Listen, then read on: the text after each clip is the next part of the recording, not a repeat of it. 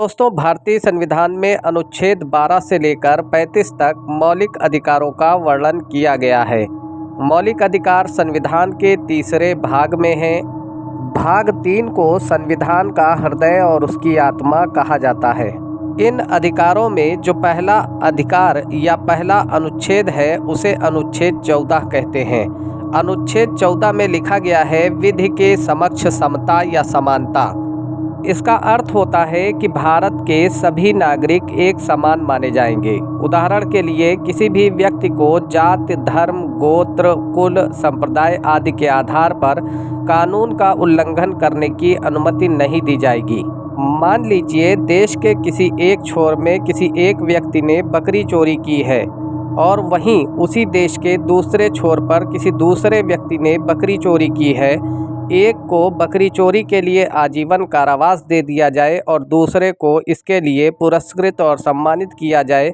यह कानून का उल्लंघन होगा, अर्थात मौलिक अधिकारों का उल्लंघन होगा।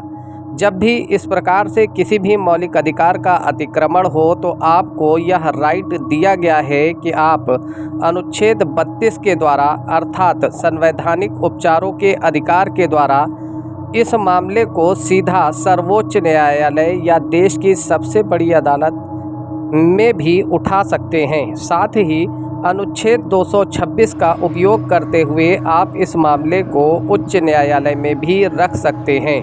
याद रखिएगा कि बाबा साहब भीमराव अंबेडकर ने कहा था कि समस्त संविधान से यदि अनुच्छेद 32 को बाहर कर दिया जाए तो सारा संविधान ही व्यर्थ हो जाएगा। उन्होंने अनुच्छेद 32 को संविधान का हृदय और संविधान की आत्मा बताया है। ऐसा बाबा भीमराव अंबेडकर ने न्यायिक पक्षपात को कम करने या रोकने के लिए कहा था।